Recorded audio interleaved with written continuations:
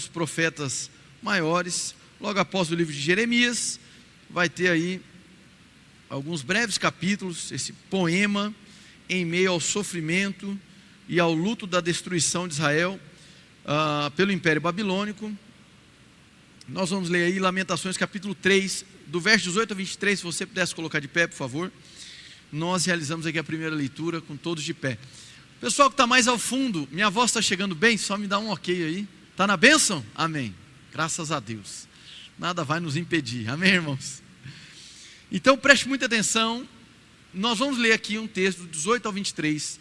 Todo o livro de Lamentações, obviamente, é uma lamentação, no qual, tudo leva a crer, o profeta Jeremias está ali apresentando o seu lamento em decorrência da destruição de Israel, Jerusalém, pelo Império Babilônico. Então ali a gente está mais ou menos no século 6 a.C., e há um momento onde ele vai colocar o seu lamento para fora, ele vai colocar ali o seu desespero e também a compreensão daquele julgamento.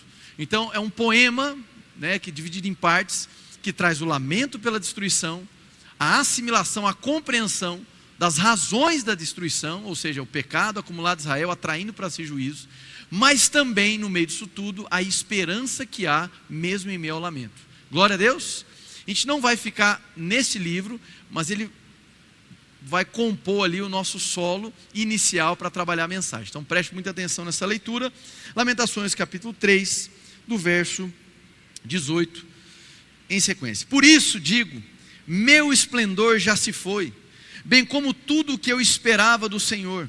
Lembro-me da minha aflição e do meu delírio, da minha amargura e do meu pesar. Lembro-me bem disso tudo, e a minha alma desfalece dentro de mim. Todavia, lembro-me também do que pode me dar esperança. Graças ao grande amor do Senhor é que não somos consumidos, pois as suas misericórdias são inesgotáveis. Renovam-se cada manhã, grande é a sua fidelidade. Feche os teus olhos, nós vamos tirar um momento de oração. Em nome de Jesus, feche os teus olhos. Permaneça agora que apenas o som da chuva ocupe o nosso ambiente.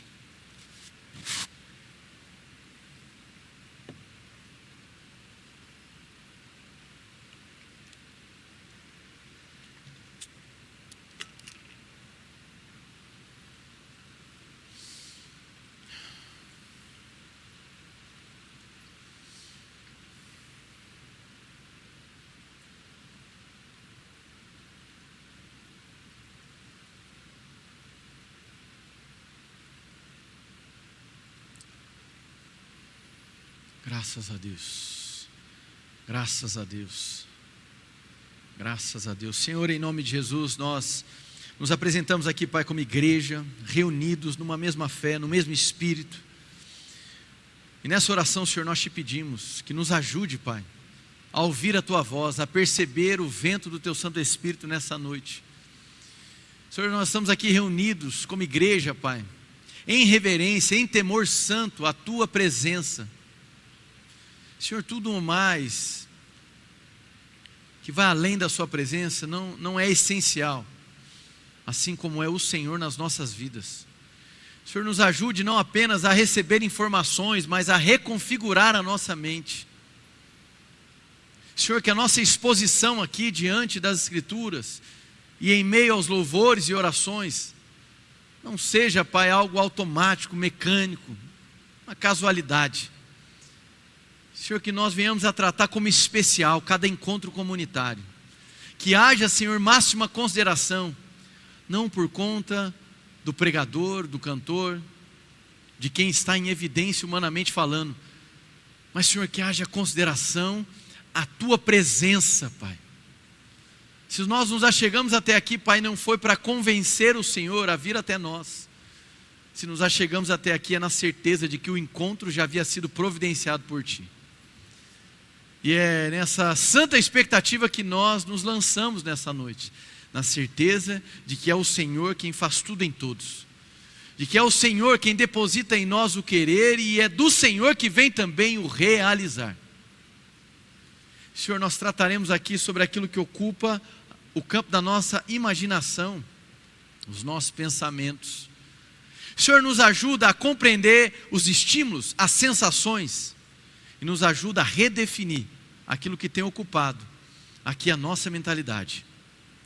Pai, que a noite de hoje seja um refinamento final nesta série sobre formação espiritual.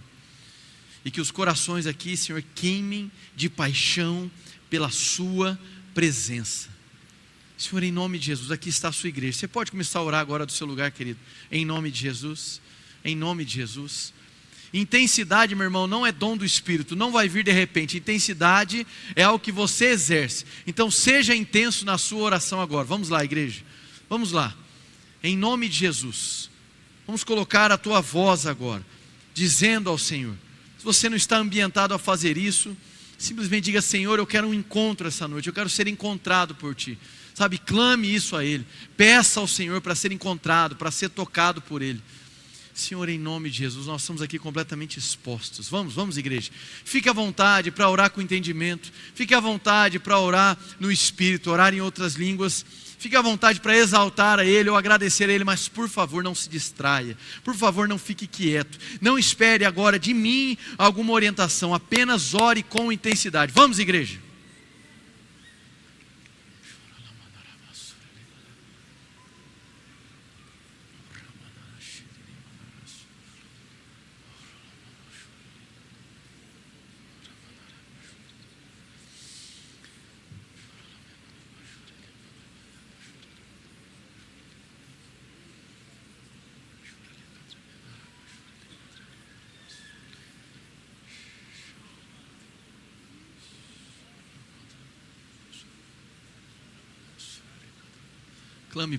Clame por mais da presença dEle. Vamos. Se coloque nessa posição vulnerável, rendido ao Senhor. Se desarme nesse momento da oração, se desarme, lance as suas defesas fora. Senhor, aqueça os nossos corações, Pai. Senhor, nós estamos aqui sedentos e famintos por mais da sua presença, Pai. Nós te pedimos, nos marca, Pai, nos marca com a sua presença. Nós queremos provar do vento do Teu Santo Espírito uma vez mais, Pai. Nos leva às profundezas do conhecimento da Tua palavra, Pai.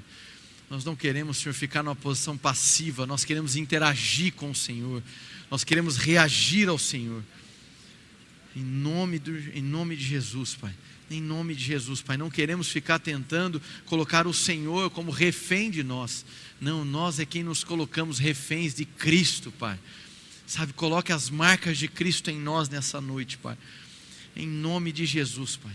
Nos ajuda a canalizar a atenção, a ter uma atenção sobrenatural nessa noite, em nome de Jesus. Em nome de Jesus. Amém, amém e amém. Graças a Deus. Vá assumindo aí o seu lugar agora, em nome de Jesus. Em nome de Jesus. Graças a Deus.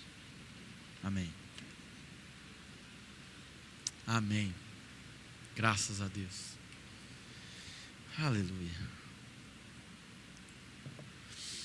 Irmãos, todos aqui têm algum grau de conexão, contato, intimidade com a palavra de Deus. Sendo você um conhecedor iniciante das Escrituras, ou seja, você é alguém já há muitos anos dedicado ao Evangelho, buscando se aperfeiçoar, todos nós temos algum grau de contato ou de conhecimento com as Escrituras. E não é novidade para ninguém que, quando você passa a ler as Escrituras, você percebe que ela não é um conjunto, um livro com um conjunto de definições conceituais, não é mesmo? Até mesmo questões básicas da fé cristã, nós gostaríamos de ter um conceito muito bem definido e nós não temos. Por exemplo, o conceito da graça, não é? Nós não temos ali uma definição explícita sobre a graça. Por isso que você vai perceber alguns autores navegando em definições como a graça é um favor imerecido, outros vão falar da personificação da graça, que é o próprio Cristo, então a graça é Jesus, outros vão olhar para a graça de Deus como a presença de Deus nos conectando com o impossível. Enfim, nós temos aí várias terminologias bíblicas que não começam assim, capítulo 1, definições e conceitos para te preparar para a jornada. A Bíblia não trabalha dessa maneira. Muito pelo contrário, a Bíblia ela é majoritariamente composta de narrativas, textos descritivos, histórias sendo contadas, histórias essas que têm ali uma tese, que tem uma antitese, histórias essas que têm um desfecho, pequenas histórias dentro de uma grande história. Tem histórias que você passa a conhecer o personagem e você se identifica com o personagem, se identifica com as características do personagem, se identifica com o contexto que ele está vivenciando. Até mesmo as nossas músicas são ocupadas por histórias. Cantamos agora há pouco uma canção que fala sobre traz belezas às cinzas, fala ali do que acontece ali com os ossos que estavam secos, fala de um caminho no deserto. O que são isso? São histórias bíblicas, são narrativas. E fato é, irmãos, que hoje nós temos a facilidade de ter a Bíblia escrita, mas é verdade também que a história bíblica ela foi contada e foi passada para gerações seguintes por meio do que? Da fala, uma tradição oral. Ou seja, os filhos e os filhos dos filhos ouviam dos seus pais e dos seus avós as histórias dos feitos de Deus. E essas histórias que chegavam ao ouvido ocupavam ou passavam a ocupar a mentalidade dessas pessoas, e isso ia redefinindo imagens. Ora, muitos ali não estavam, evidentemente, não participaram do êxodo bíblico, mas a partir do êxodo bíblico, ele é fundamental na história de Israel e também na história da formação da igreja. Sabemos que o êxodo bíblico inaugura a primeira Páscoa, certo? Então, o que é celebrado, o resgate, o memorial, está trazendo ali a libertação do povo de Deus. Muitos povos, milhões de pessoas já ouviram essas histórias sem que elas estivessem naquele fato. As histórias bíblicas, elas vão irrigando a nossa alma, elas vão nutrindo a nossa fé, e quando nós cantamos, quando nós contamos uns aos outros, contamos aos nossos filhos, isso vai cooperando para que agora a nossa mentalidade passe a ser ocupada por uma nova narrativa de vida. Amém, irmãos? Isso é um processo que acontece com todos. Fato é também que, de tempos em tempos, o próprio Deus, falando a profetas e falando a homens que levantou, ele utiliza a expressão lembrem-se, ou lembrais, ou tragam à memória. E o que vem a seguir sempre são os feitos de Deus e a esperança. E fato é que quando Deus vai trabalhar em Deuteronômio capítulo 8, do verso 11 ao 20, sobre obediência, para falar sobre obediência, ele vai introduzir falando sobre trazer a memória, sobre lembrar o que Deus fez. Um determinado autor, amigo aqui da casa, pastor Guilherme de Carvalho, diz da seguinte maneira: sem memória não há obediência. Não é mesmo? Então, quando a memória evoca ali uma orientação, um fato, um registro, uma narrativa, cria-se ali agora um cenário para que haja uma ação subsequente. Vocês estão me entendendo, irmãos? Então, quando falamos sobre formação espiritual dentro da fé cristã, a concepção de que imagens devem ser criadas e que elas devem ser contadas, compartilhadas e que elas acompanham a modelagem da nossa fé, isso é imprescindível. Ora, se as histórias bíblicas, as narrativas bíblicas não estão formando imagens em nós, não está aguçando o nosso imaginário, entenda, esse espaço não é neutro, ele será ocupado por outros contextos, por outras narrativas, narrativas culturais, narrativas das redes sociais, narrativas daquilo que você escuta no noticiário. Percebe que Jeremias aqui, ele está atento à realidade dos fatos. Ele está apresentando um lamento, ele está reconhecendo a sua dor, ele não está negando a dor, ele não está dizendo que a dor do desespero não existe, ele não está negando que a destruição chegou. Amém, irmãos? Por mais óbvio que isso possa parecer, no Brasil, e é importante que se diga, há uma mensagem, uma espécie de pseudo-teologia que é impregnada por uma negação da realidade. Como se eu simplesmente negar a realidade e ficar confessando coisas boas, vai reverter todo aquele cenário. Irmãos, a fé cristã ela é para gente que quer amadurecer, amém? Deus ele não retira o seu cérebro para que você possa crer, amém, irmãos? Então não, Deus ele trabalha com o coração que ele te deu e com o cérebro que ele também te deu, amém?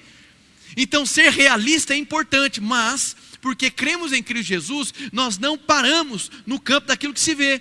Nós não somos neutralizados na nossa fé, na nossa inspiração, dentro de um realismo, ainda que esse realismo seja crítico. Glória a Deus. Então, a semelhança de Jeremias, olha, eu reconheço, tudo ao meu redor está desabando, a dor, a angústia está me tomando. Isso são fatos.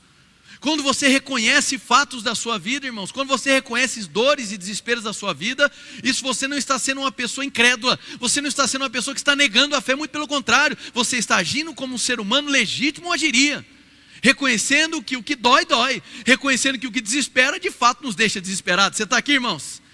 A questão é que aqueles que estão, ou estão se permitindo, viver as narrativas de Deus, ainda que eles reconheçam as dores, desesperos, o dia mau, a angústia, as trevas, eles não param por aí. Eles reconhecem também que esse dia mau, a dor, o desespero, aquilo que te amedronta, compõe uma história, mas não define a história e nem o rumo dela. Você pode dizer amém por isso? Então há uma grande narrativa, a sua história, irmãos, eu falo isso de todo o coração e com humildade, você não é o centro do universo, amém? Você não é, e isso deve ser um alívio para você. Você não tem capacidade de sustentar todas as coisas, só Deus é capaz disso. A tua história, o começo e fim da sua história, não define o começo e o fim da humanidade. O seu começo e fim está dentro do alfa e do ômega, do começo e fim, Jesus Cristo, amém? Então nós ocupamos um lugar de nobreza, pertencer a uma grande história contada pelo próprio Deus. Então nós nos aproximamos da Bíblia não como quem está procurando um conjunto de regras, ou um conjunto de definições conceituais, como se viver a fé cristã fosse uma mera questão metodológica. Aprenda o método, aplica o método. Embora sim nós devemos ter um tipo de método na nossa formação espiritual, a vida cristã, a substância da fé, não está resumida e nem fundamentada, enraizada em um método. Amém, irmãos? Muito bem. Então, a Bíblia ela não comunica primariamente por definições, ela vai ter definições, mas ela não comunica primariamente. Ela forma pela narração, pela imagem, pela metáfora. Ela trabalha figuras de linguagem, e tudo isso vai aguçando o nosso campo da imaginação. Muitos aqui vão se lembrar da palavra de Deus para Abraão, que se segue após a grande promessa, de que ele seria pai de multidões. Olhe para os céus, olhe para as areias, mas o que ele está trabalhando? A capacidade imaginativa. Eu vou aguçar e vou começar a formar imagens em você, e não é que você vai adorar essas imagens, obviamente, mas essas imagens vão te ajudar a tatear aquilo que você ainda não consegue tocar no natural. Quem entendeu, diga amém. Por isso, irmãos, que se não há memória, também não haverá obediência. Se eu me esqueço do que Deus fez, se eu me esqueço dos feitos de Deus, se as histórias, as narrativas do Evangelho não estiverem sendo evocadas pela minha memória, dia após dia, semana após semana, mês após mês, as disciplinas espirituais que nós tanto desejamos estabelecer nas nossas vidas, elas vão perdendo o seu valor. Por quê? Porque as disciplinas espirituais, sejam elas a expressões de generosidade, ofertando, dizimando, orando, cantando, servindo, práticas comunitárias, individuais, elas precisam compor, elas estão dentro, elas são componentes de uma narrativa. Elas não são o começo nem o fim. Quem entendeu, diga amém. Então, quais as narrativas que têm ocupado a sua mentalidade? A Bíblia ela apresenta para nós um mundo imaginado no qual Deus, o ser humano, o tempo e a história têm determinada configuração. Há um autor que me fugiu a memória agora, que diz da seguinte maneira: quando nós lemos a Bíblia, não é apenas um conjunto de informações chegando à nossa mentalidade, mas é a possibilidade da nossa mente ser reconfigurada, e semelhantemente às demais etapas do processo espiritual, isso é um processo gradual e lento. Amém, irmãos? É perigoso para a sua fé você ter contato com as histórias de Deus, com as narrativas dos feitos de Deus, de criação, de como Deus lidou com a queda, de como foi o processo de redenção, com a expectativa do mundo por vir no retorno de Cristo. Se o seu contato com as narrativas de Deus, do Evangelho, é apenas no domingo, meu irmão, este espaço não ficará neutro. Ele será ocupado por outras narrativas, que vão te seduzir, que vão te trazer para perto, que vão engolir seu imaginário. E aí quando você chega no domingo, você sempre vai chegar no domingo, de que maneira? Querendo desintoxicar do que foi a semana. E aí você passa por aquele processo, você acompanha um time de adoração maravilhoso, inspirado, como tem acontecido aqui na nossa comunidade, você se sente mais leve, você escuta a palavra, de vez em quando você é confrontado, só de vez em quando, amém, irmãos? De vez em quando. E aí você sai dali animado, injetando fé, inspirado. Só que aí na segunda, na terça, na quarta, na quinta, na sexta, no sábado, essas histórias parece que vão ficando distantes. Parece que elas vão perdendo aquele local de consolidação. E as outras narrativas vão ocupando. E não é que se você contar as histórias, se você relembrar e trazer à memória essas histórias, isso não significa que o dia mal não vai chegar. Isso não significa que o desespero não vai bater a porta. Isso não significa que o medo não vai chegar até você. Isso não significa que o dia triste não chegará a você. Você está entendendo, irmãos? O que eu estou dizendo é como você vai responder a cada uma dessas situações de acordo com a narrativa que está ocupando o seu imaginário. Para isso, irmãos, eu vou ter que me recorrer aqui rapidamente, sem tentar complicar, muito pelo contrário, é para descomplicar. Eu vou citar aqui um filósofo grego, Aristóteles, que muito conhece de nome, talvez nem todos conhecem as obras de Aristóteles, mas ele é um dos que trabalha um negócio chamado teoria da imaginação, e eu não estou aqui dizendo que ele absolutiza, ou eu estou tentando absolutizar a teoria da imaginação de Aristóteles com a fé cristã, em hipótese alguma, mas eu acredito que pode nos servir em alguma coisa. Por quê? Ele trabalha esse conceito de imaginação, no grego aqui, fantasia, e ele entende que há um valor, porque é por meio da imaginação que vem a capacidade de produzir, conservar e manipular imagens mentais derivadas da percepção sensível. Ele vai dividir 3 questões, e é só isso que eu vou falar sobre ele. Ele vai estabelecer 3 distinções importantes. A primeira, sensação, diga sensação. Muito bem. A sensação, ele vincula sempre a algo que é real e que nos estimula, evidentemente, certo? Se é uma sensação, precisa ser um objeto real para gerar ali um tipo de sensação, na defesa aristotélica. Segundo, vem a imaginação. Conserva a forma sensível sem a matéria. Pode ocorrer na ausência do objeto. Se, na linguagem aristotélica, para que a sensação aconteça, eu preciso tocar. E na linguagem aristotélica, para que eu venha conceber uma imagem, eu não preciso ter a imagem real na minha frente, eu não preciso ser estimulado, porque ela foi criada, essa imagem, a partir de uma sensação primária, mas agora ela permanece, ela consegue agora ser evocada, ela consegue aparecer na minha mente, mesmo que eu não esteja ali com o mesmo estímulo. Está dando para entender? Terceiro aspecto, intelecto. Então, o intelecto, ele pensa, vai agir, o intelecto vai estar mais vinculado à capacidade de você conectar informações, concatenar ideias, perfeito, mas nunca pensa sem imagens. Então o teu intelecto ele vai sendo preenchido pelas imagens. Então Aristóteles faz essa diferenciação. E por que isso é tão importante? Utilizando essa estrutura. Por quê? Existe um papel prático na imaginação. E agora nós vamos começar a conectar com as escrituras. Por quê? A capacidade imaginativa te permite antecipar ações. Concorda comigo? É claro que a gente vive numa sociedade que está extremamente ansiosa. Concorda comigo ou não, irmãos? Extremamente. Estava até vendo um documentário esses dias falando sobre os componentes ansiogênicos na sociedade moderna, não é? Então, por exemplo, nós nos sentimos em um estado de tensão completa.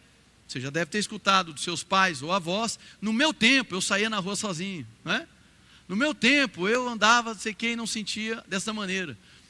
E é muito interessante a percepção de medo. E a percepção de medo e de insegurança gera o que em nós? Ansiedade. É um componente ansiogênico. Um outro, moderno, redes sociais. Sem as redes sociais você não tinha necessidade de prestar conta para os outros. E não precisa, amém, irmãos? Mas muitas pessoas pensam que precisa. Isso virou uma epidemia de prestação de contas em redes sociais. Aí qualquer assunto toca, a pessoa: então, sobre isso eu gostaria de emitir a minha opinião. Ninguém perguntou, amém? Amém? Ninguém perguntou. Glória a Deus. Só que a pessoa se sente nessa... é um componente ansiogênico. Eu preciso falar. Eu preciso. Você não precisa, mas se tornou. Alguns índices em algumas localidades, foi interessante isso, de criminalidade caíram, mas a percepção de segurança diminuiu, mesmo com o crime caindo. Mas é uma percepção de insegurança generalizada. Componente ansiogênico. Então está todo mundo mais ansioso. Estão me entendendo ou não, irmãos? E essa ansiedade, ela evoca também o quê? Imagens. Imagens do pior, imagens de coisas ruins acontecendo. E isso antecipa a sua ação. Então você começa a agir de maneira mais alerta, de prontidão. É claro que você não tem que ir para o outro extremo, como eu, que não vê perigo em nada. Amém, irmãos? Aí fiquei equilibrando, eu e a Camila, amém? Eu também não acho que tem que ser como eu sou. Que às vezes exagera no tá tudo bem. Às vezes não está tudo bem, amém? Então tem que equilibrar. Mas o ponto é, irmãos, que a imaginação permite você antecipar ações. Se isso fica desequilibrado, é um componente ansiogênico. Você fica ali criando imagens sempre catastróficas, sempre uma tragédia. Convenhamos, os dias têm sido assim, sim ou não, irmãos? Qualquer coisa que acontece, o primeiro eixo que a gente vincula é algo muito ruim acontecendo. Parece que a sociedade se acostumou a antecipar a tragédia e sempre pensando no pior. Isso é uma narrativa de vida e ela ocupa o nosso pensamento.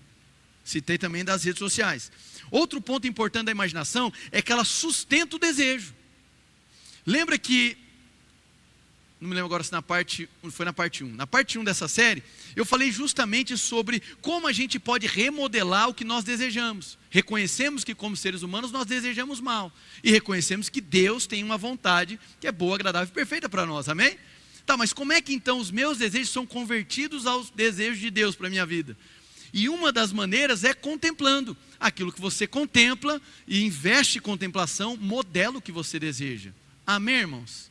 Joia? Então, vou dar um exemplo muito coloquial aqui. Imagina que você está com fome.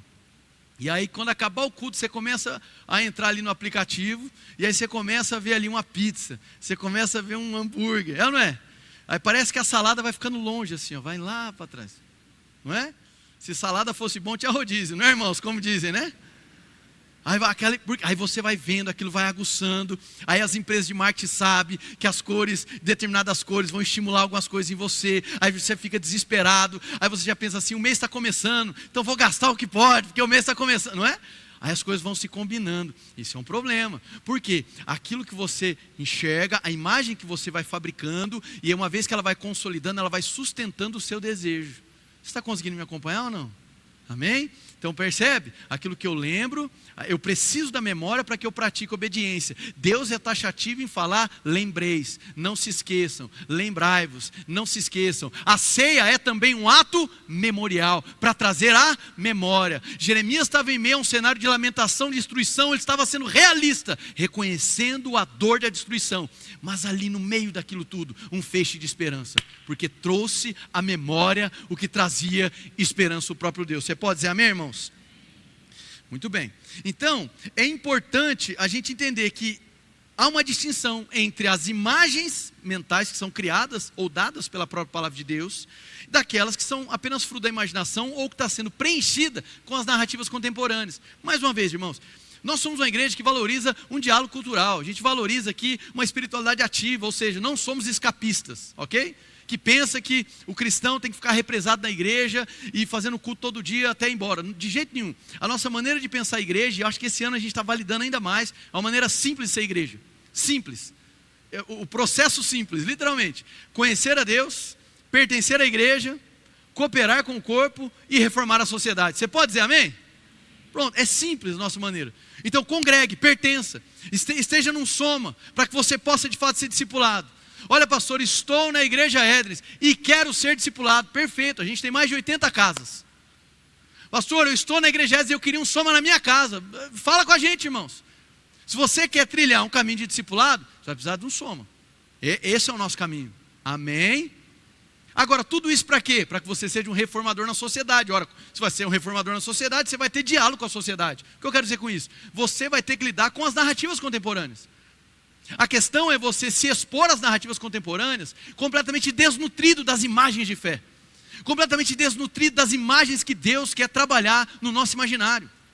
Vocês estão me entendendo? E aí você se torna presa fácil. E aí sabe o que acontece? Você vai ser levado pelo ânimo. Hoje em dia nós vemos uma geração, e eu não estou me referindo à geração Z, a geração dos que estão vivos, onde tudo parece estar vinculado a ânimo. E isso, com todo respeito, é um ultraje ao Senhor, irmãos. Ânimo, estar animado, se sentir animado para viver em fé, para congregar, isso é um ultraje ao Senhor. A essência da fé cristã não é ânimo, irmãos. Senão a gente deixava de fazer culto para fazer sessão de entretenimento, para se sentir animado. Então nós não negociamos coisas essenciais. O essencial é a palavra de Deus, é Cristo Jesus crucificado e ressurreto. Amém, igreja? E vai ter dia que você não vai estar animado mesmo. Quem é o seu Deus? É Cristo ou seu ânimo?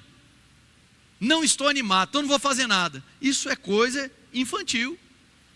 Se você precisa sempre de uma injeção de ânimo para desejar ao Senhor, isso é um problema de fé, isso é um problema de matéria teológica, de conhecimento de Deus.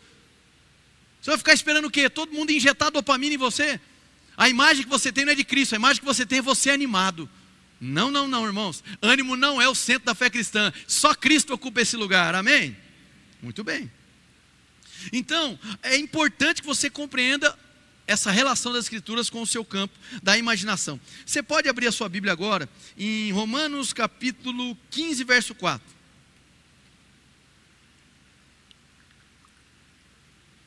Há uma outra passagem importante, mas eu vou citar no meio da proposta.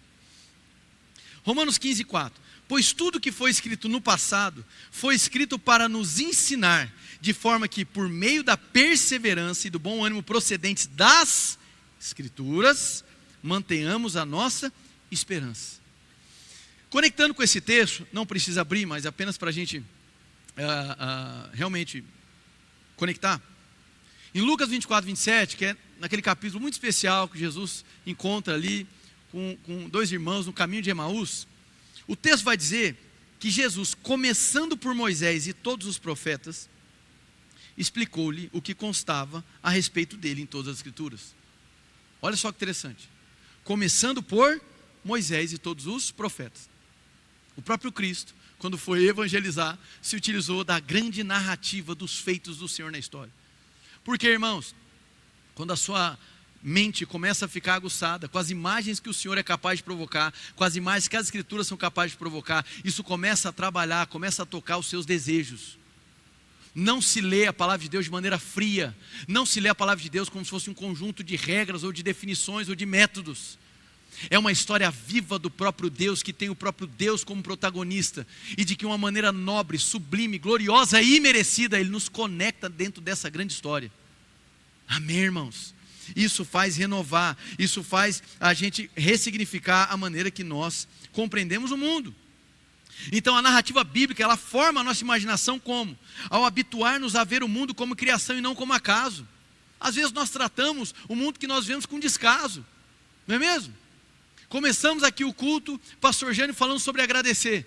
Primeira música que nós cantamos, agradecendo, inclusive agradecendo o sol, irmãos, agradecendo o dia. Que coisa mais linda, irmãos.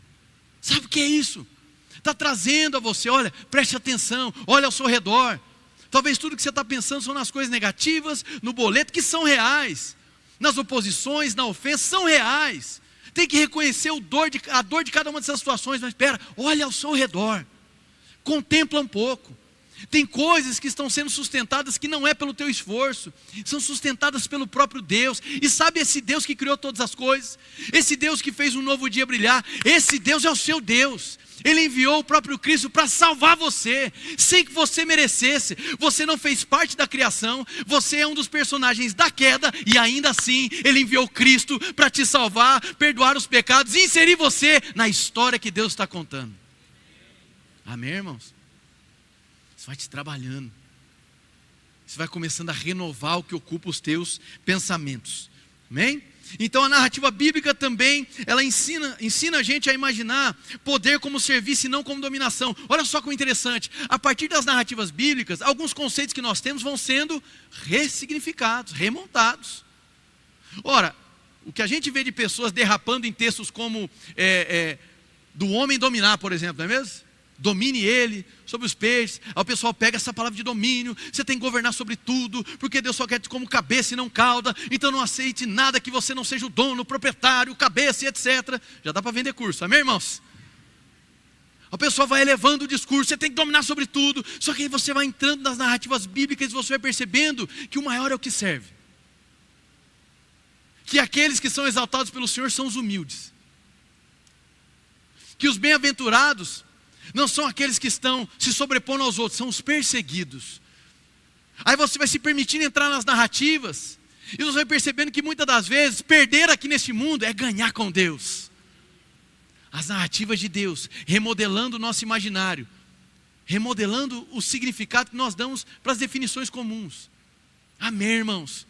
Não leia a Bíblia de maneira fria. Se permita conhecer a história, e conhecendo o narrador dessa história, o criador dessa história, o protagonista dessa história, vai encontrando o seu lugar nessa história. Aí sim, irmãos, a sua leitura bíblica será diferente. Sua leitura bíblica vai estar construindo imagens de você. Outro ponto, a narrativa bíblica forma a imaginação ao apresentar o sofrimento não apenas como um absurdo, mas como um local possível de fidelidade. Convenhamos, irmãos, o tempo todo nós escutamos histórias, ou nós contamos a nossa história, seja de correria, seja de sofrimento, não é? Aí muitas das vezes nós somos reeducados na nossa história, ouvindo a história de outros, é ou não é? Quem aqui já conversou com algum missionário que mora em um local distante, em um local perseguido? Quem já teve essa oportunidade? Aí você conversa, você sai da conversa repensando a sua fé, é ou não é? Meu Deus do céu, e eu pensei em não vir para o culto por conta da chuva. O irmão anda 37 quilômetros, no barro, entre cobra, dragão aparece, meu Deus do céu. Não é assim? Você fica constrangido. Por quê? Você se acostumou a apenas pensar a partir do local da sua dor e do seu sofrimento. E eles são legítimos, mas nós precisamos tomar muito cuidado. Dor e sofrimento são ótimos professores, mas péssimos guias. Amém? Então, quando nós nos deparamos com a história bíblica, Deus não está dizendo, sua dor não importa, seu sofrimento não importa. Não é nada. Não. Ele só pega e diz assim, a sua dor e o seu sofrimento importam, mas eles estão inseridos em uma grande história. E nessa grande história, há alguém que sofreu um tipo de sofrimento que você jamais precisará sofrer. E esse mesmo que sofreu, ressurgiu. E esse mesmo que ressurgiu, olhou para você, te amou e perdoou. Então, o seu sofrimento não é o fim. A dor que você tem não é o fim. É Ele, Cristo, quem define o começo e o fim. Você pode dizer amém, irmãos?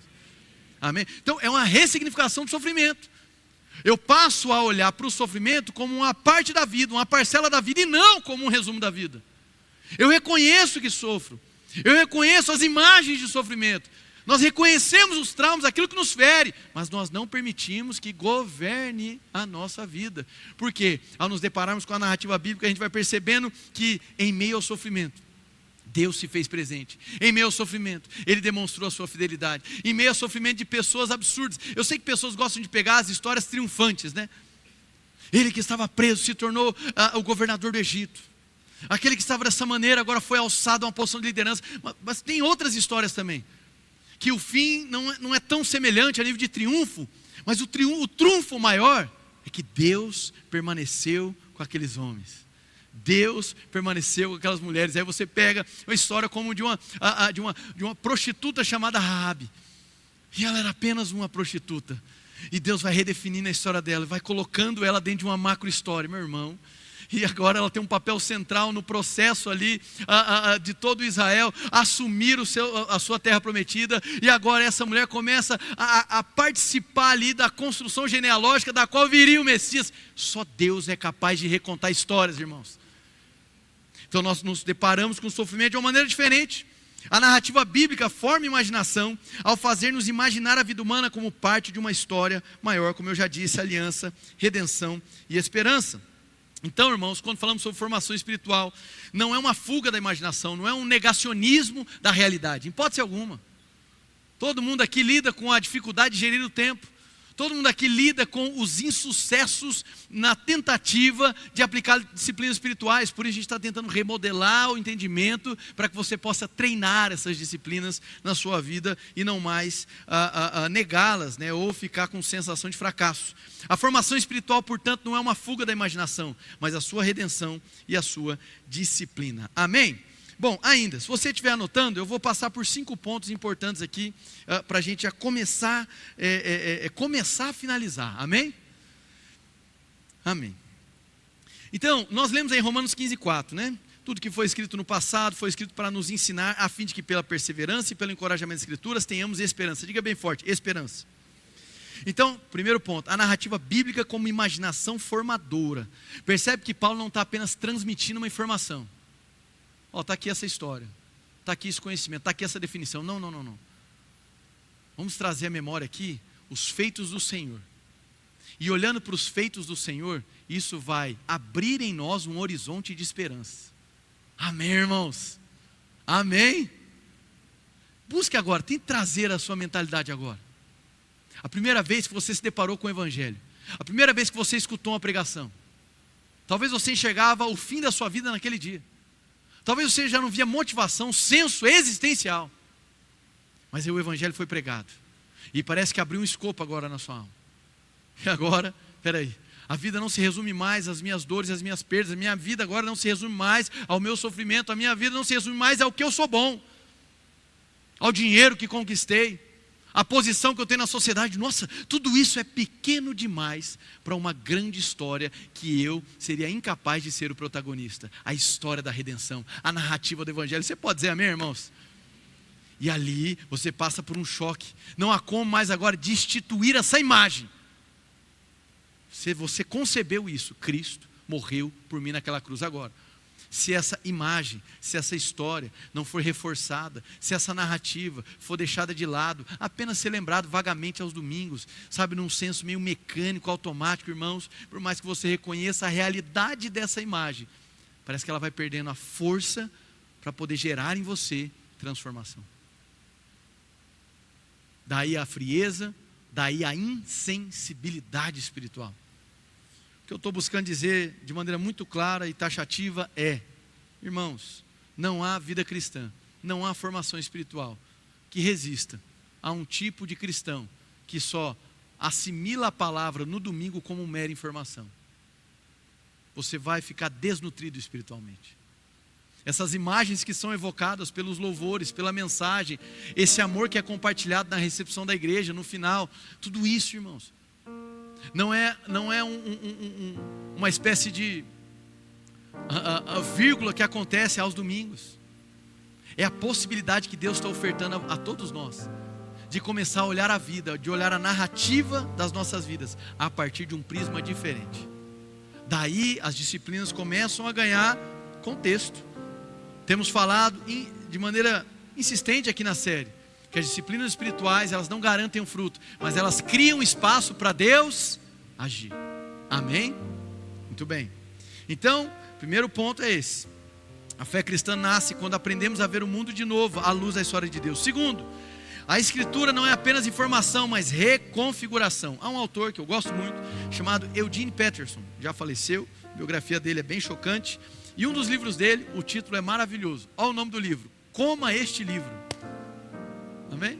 Evidentemente ele se usa de uma expressão que é utilizada tanto por Ezequiel quanto pelo autor de Apocalipse. Coma este livro. E ali ele vai trazer para nós, o Eugene Peterson, que a leitura bíblica, ela deve ter 3 características. Primeiro, ela deve ser orante, não apressada. Ela deve ser pastoral, não técnica. Ela deve ser narrativa e não fragmentada. Nas palavras de Eugene Peterson, a Bíblia não é um livro para ser dominado, mas um mundo a ser habitado. Eu vou dizer de novo: a Bíblia não é um livro para ser dominado. Eu detenho todo o conhecimento, eu sei todas as informações, eu sei todos os detalhes, ok. Mas a questão ela é um mundo a ser habitado. Eu passo a habitar na história. Você está comigo, irmão? Olha a diferença de abordagem, olha a diferença de aproximação. Talvez, irmão, você tenha vindo aqui, talvez você até reconhece: olha, pessoal, aqui a música boa, os comunicadores aqui, os pregadores, comunicam bem, né? Uma vez chegaram em mim e falaram assim: olha, eu gostei muito aqui, é o momento da música, e assim, a palestra aqui, a oratória é muito boa. Eu falei: amém, tá bom, tá na benção. Também já tive que lidar com um jovem que uma vez chegou em mim e falou: pastor, que vibe maluca, adorei. Tá bom, tá valendo de tudo, amém, irmãos? Eu estou entendendo o elogio, né? Eu estou entendendo. Mas o ponto é que não é apenas transmissão de informação, é abertura de esperança. Meu irmão, você está entendendo o que é isso? Eu não estou dizendo que você tem que passar por algo muito ruim para reconhecer o tanto que Cristo é bom. É possível que a gente descubra Cristo agora, amém? Glória a Deus. Tem uma música muito conhecida que explodiu, de autores que são assim uma sublimidade poética no Brasil, cujo nome da música é Ilusão Cracolândia. Amém? É um rapper, irmãos. E que em determinado momento o autor diz assim: você não precisa morrer para encontrar com Deus. Amém? Por quê? Porque esse Deus pode ser achado hoje. Esse Deus deseja te encontrar hoje. Esse Deus deseja te tocar hoje. Glória a Deus. Amém. Seguindo, terceiro ponto. Então, só para fechar, a escritura não apenas diz o que pensar, mas ela treina o nosso olhar. A maneira que eu me aproximo, eu vou permitindo habitar neste mundo chamado escritura sagrada. A interação é outra, irmãos. Eu vejo muita gente angustiada na leitura bíblica porque sente assim: eu leio, mas não lembro, né? É muita coisa, fica complexo, tem histórias. Calma. Comece a ler a Bíblia não como informação para ser captada. Comece a ler a Bíblia como um mundo a ser habitado, conhecendo o personagem central, conhecendo o coração de Deus, permitindo que Ele vá, por meio dessas narrativas, reconstruindo a sua maneira de ver o mundo, a sua maneira de ver o próximo. Terceiro ponto: fé cristã e imaginação envolve enxergar o invisível. E aqui eu vou citar C.S. Lewis. Olha só o que Lewis diz. Para C.S. Lewis, para quem não conhece, é o autor de Crônicas de Nárnia, né? C.S. Lewis, um grande escritor. ele tinha como seu melhor amigo J.K. Tolkien, autor de Senhor dos Anéis. Olha que amizade, né? Então eles caminhavam, tem um local que eles caminhavam lá na Inglaterra, etc. E ali eles contavam suas histórias. E dali foram nascendo tantos contos maravilhosos, ficções que apontam para a Trindade, para Cristo, enfim. Eu gosto muito.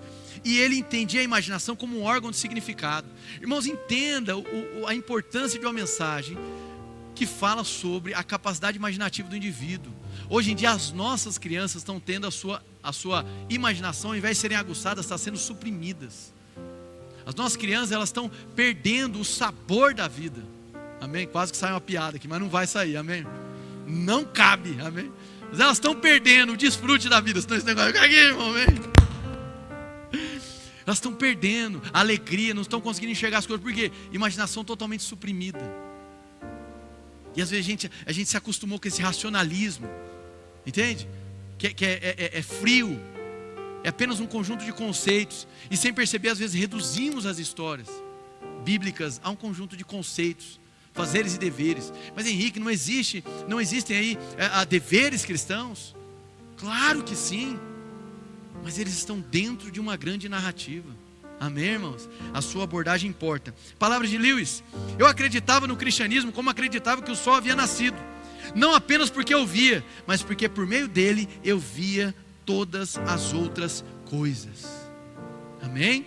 Então é a função da formação espiritual, aprender a ver tudo à luz de Deus. E aqui, já começando a fechar de fato, né?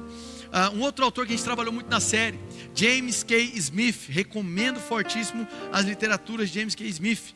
No livro Você é Aquilo que Ama, que eu já utilizei algumas referências, basicamente ele vai trabalhar em categoria: a imaginação vai moldar o desejo vai orientar a vida, e a vida revela a fé. Então, irmãos, a Bíblia, ela compete com outras narrativas formadoras. Mais uma vez, o terreno não é neutro, não é vazio. Glória a Deus, não é. E o alvo da mensagem aqui não é te educar a fechar os ouvidos para o que está acontecendo no mundo, em hipótese alguma. Para que nós possamos ser cristãos que são dialogais, que buscam conectar com as pessoas lá fora, vai ser necessário sensibilidade, maturidade e capacidade de transmitir as narrativas que te alcançaram, as narrativas do Evangelho. Nós precisamos, irmãos, ter as narrativas do Evangelho bem assim, vibrantes, vívidas dentro de nós. Amém? Talvez você se lembre de momentos da sua vida que você contou sobre a cruz com entusiasmo, com empolgação. E hoje, talvez, contando sobre a cruz, é como se você estivesse contando uma história fria. Amém? Eu faço esse termômetro comigo mesmo quando eu conto histórias para o Tito, para a Maria Clara e para o Petros, né? O Petros está lá fazendo bagunça, amém? Eu me lembro de vezes que, às vezes, por conta do cansaço, do estresse, fui ler as histórias que eles gostam, ou ler a própria Bíblia, mas num ritmo meio mecânico, sabe? Fazendo porque tem que fazer. Mas é o certo a ser feito, perfeito. Fiz porque era o certo, me disciplinei, ok. Mas será que eu transmiti o afeto correspondente? Será que eu transmiti aquela capacidade de aguçar a imaginação deles, mudando a entonação enquanto eu contava a história, tentando trazer algum elemento que fosse florescer a mentalidade deles? Vocês estão me entendendo ou não? Mas eu não estou falando só sobre contar para criança, estou falando sobre contar para você mesmo, sobre você trazer à sua memória o que te traz esperança, sobre você conversar, dialogar com seus amigos, irmãos, familiares, e permitir que as histórias vivas da vida voltem a trazer ânimo e entusiasmo de fato para você, irmãos. Talvez você reconheça, Deus é o Criador.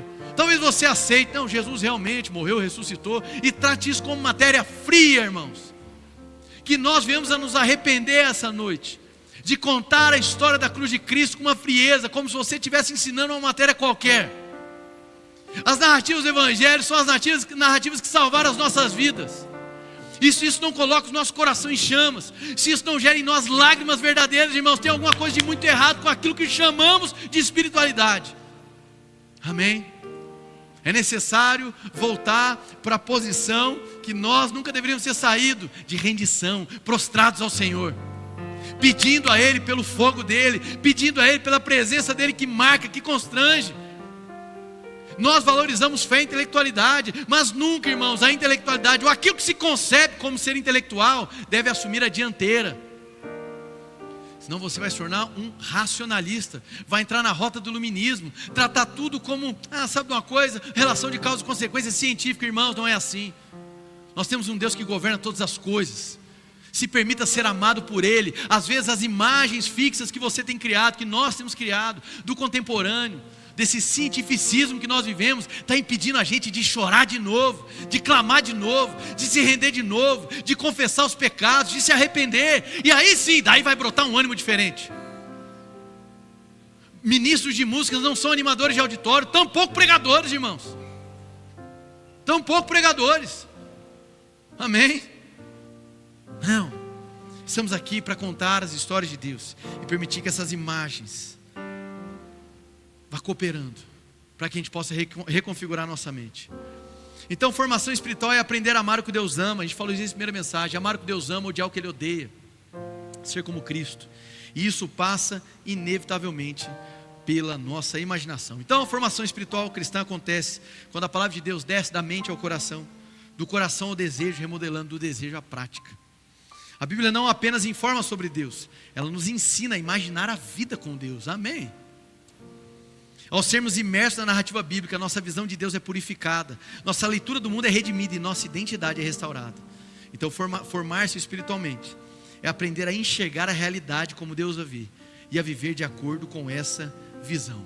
Para obedecer, irmão, você vai precisar se lembrar, você vai precisar evocar elementos na sua memória. O que é que está consolidado? O que é que está forte? Não é um processo que se sustenta uma vez por semana. É uma relação, uma jornada, é uma caminhada com Deus. Amém? Se você está esperando o seu ânimo ditar as regras, desculpa, irmãos, você vai continuar minguando espiritualmente. Se você está esperando que tudo ao seu redor te motive, te entusiasme, não é o mundo em que vivemos. E nem é a obrigação de quem tenta te servir nesse sentido. É claro, há elementos, músicas, pregações que nos empolgam, entusiasmam. Estou dizendo que não existe esse processo, só estou dizendo que ele não é o essencial. O essencial é a clareza e a recepção da narrativa do Evangelho.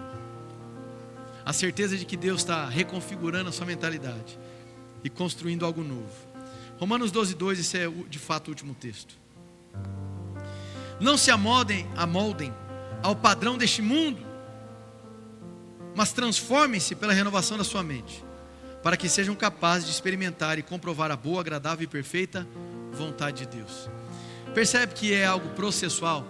Eu sei que muitas pessoas aplicam de maneira equivocada. Ainda teremos uma série falando sobre provérbios, tá? Mas muita gente aplica de maneira equivocada Provérbios 23:7. Algumas traduções já até fizeram algumas correções na escrita. Provérbios 23:7 é conhecido porque vai dizer: porque como imaginou no seu coração, assim é ele. Em algumas versões, porque como ele se vê, ele vê nos seus pensamentos, assim ele é. Muita gente utiliza esse texto para um tipo de tentativa positivista. Se imagina vencedor, se imagina milionário, é isso que você vai ser. E o texto está falando de alguém que é iníquo. É só ler o verso acima e o final do verso que eu acabei de citar. Ele está falando de alguém que tem aparência, mas o coração corrompido. As pessoas fatiam esse texto para te transmitir uma fórmula. Você tem que se olhar vencedor. Olha vencedor, prega na geladeira. É isso que você vai ser. Trabalha não para você ver, irmão. Amém? Trabalha não para você ver. Está aplicando o texto errado. O texto nem está falando sobre isso. Não tá, essa aqui é a sua identidade. O texto não está falando sobre identidade. Em absoluto. Em absoluto. A seção de provérbios não é sobre isso. A vida não é tão simples assim. Ela é simples em outros aspectos. Amém? Não. Olhe para a cruz. Amém? Eu quero imaginar a minha figura de vencedor, do guerreiro. Não. Olhe para a cruz. E deixa a imagem, não do guerreiro, do cordeiro começar a florescer em você. Amém? Joia? Eu me vejo uma figura de sucesso. Pergunta para Deus o que é sucesso. Deixa Deus te dar as imagens de sucesso dele para você. Deixa Ele reconfigurar a sua imagem, a sua imaginação. Não fica tentando doutrinar Deus. Não fica tentando sobrepor Deus. Deus, essa imagem que eu tenho, portanto quero. Não. Deus, qual é a imagem que o Senhor tem a meu respeito? Ele vai dizer assim: olha para a cruz. Era você lá. Olha para a cruz. lá estão os seus pecados. Olha para a cruz, lá está a condenação. Olha para a cruz, lá se foi a maldição. Agora, olha para a tumba que está vazia. Ele venceu a morte, Ele venceu o pecado, Ele se sobrepôs a toda e qualquer maldição. E nós estamos em Cristo Jesus, irmãos.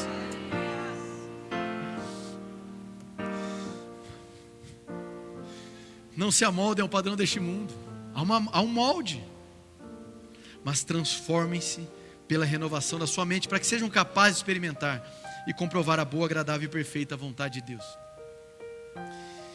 Transformem-se pela renovação. Aqui, obviamente, não está dizendo que você tem o poder da transformação sozinho. O tempo verbal aqui no grego não nos permite inferir isso, que eu quem transformo. A chamada aqui de Deus, como em outros textos, como enchei-vos, edificai-vos, etc., não é de que eu controlo o processo. Eu me coloco disponível, mas quem é efetivo é o Senhor. E é isso que nós vamos fazer agora, nos colocar vulneráveis diante de Deus. Amém, irmãos? Para que as nossas memórias sejam redimidas, para que as nossas imagens sejam reconfiguradas. Glória a Deus. Quem foi abençoado pela palavra, dá um glória a Deus bem forte aí.